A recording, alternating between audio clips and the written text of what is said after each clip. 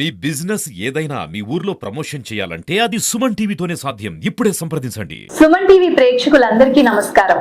క్రోధినామ సంవత్సరం ఉగాది సందర్భంగా ఈ రోజు మన స్టూడియోలో మనతో పాటు ఉన్నారు శ్రీ తెన్నేటి శ్రీనివాస్ శర్మ గారు. వీరు సింహాచలం మరి శ్రీ అరసవెల్లి శ్రీ కూర్మం శ్రీ కనకమహాలక్ష్మి అమ్మవారి టెంపుల్స్ లో వీరు ఆస్థాన పంచాంగకర్తగా వ్యవహరిస్తున్నారు. అంతేకాకుండా విశాఖ శారదా పీఠానికి సంబంధించి కూడా వీరు ఆస్థాన పంచాంగకర్తగా వీరు వ్యవహరిస్తున్నారు. మరియు టైమ్స్ ఆఫ్ ఇండియా అలాగే హిందూ ధర్మ పరిషత్ లో కూడా ఆస్థాన పంచాంగకర్తగా వీరు ఉన్నారు. అంతేకాకుండా వీరు జ్యోతిషరత్న అనే బిరుదాంకితులు కూడా.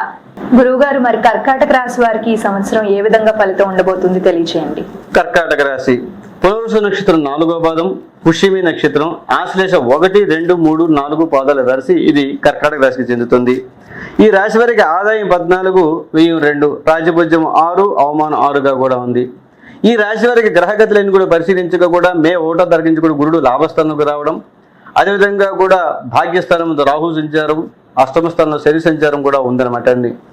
ప్రధానంగా కూడా దూర ప్రయాణాలు చేసేటప్పుడు అష్టమ స్థానంలో శని ఉంది కాబట్టి దూర ప్రయాణాలు ఏవైతే చేస్తారో ఆ ప్రయాణాల విషయంలో చాలా జాగ్రత్తగా ఉండవలసిన పరిస్థితులు కూడా ఉంటాయి.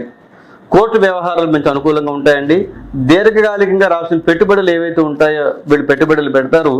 దీర్ఘకాలికంగా రావాల్సిన ఏవైతే రాని బాకీలు ఏవైతే ఉంటాయో అవి కూడా వసూలు అయ్యే పరిస్థితులు కూడా ఉంటాయి.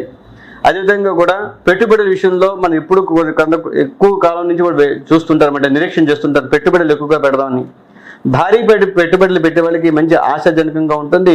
నూతన పెట్టుబడులు పెట్టడం ద్వారా కూడా కొత్త వ్యాపారాలు ప్రారంభించడం ద్వారా కూడా వాళ్ళకి లాభసాటిగా ఉండే పరిస్థితులు కూడా ఉంటాయి. ఇంట్లో శుభ కార్యక్రమాలు ఎక్కువగా జరుగుతుంటాయటండి. ఉన్నత విద్యలకి ప్రయాణం చేసే వాళ్ళకి విద్యార్థులకి, అదే ఉన్నత చదువుల గురించి, అలాగే ఉద్యోగ అవకాశాల గురించి విదేశీయానం చేసే వాళ్ళకి కూడా ఈ సంవత్సరం మంచి అనుకూలంగా ఉంటుంది. ఈ యొక్క కర్కాటక రాశి వారికి అన్నింటో శుభంగానే ఉంటుంది. ప్రధానంగా కూడా ప్రయాణాల విషయాల్లో మాత్రం చాలా జాగ్రత్తగా ఉండాల్సిన పరిస్థితి ఉంది. ఈ అష్టమ స్థానంలో శని సంచారం ఉంది కాబట్టి నిత్యం కూడా శనికి తైలాభిషేకం చేయడం ద్వారా కూడా వాళ్ళు ఆ అపమృత్యు దోషాన్ని పోగొట్టుకునే పరిస్థితులు కూడా ఉంటాయి. ఈ రాశి వారికి అదృష్ట సంఖ్య 2 అండి. అలాగే ఆది, సోమ, శుక్ర, శనివారాలతో కూడిన 4, 6, 8, 9 తేదీలకు మంచి అనుకూలంగా ఉంటాయి. ఇది ఈ యొక్క కర్కాటక రాశి ఫలితాలు.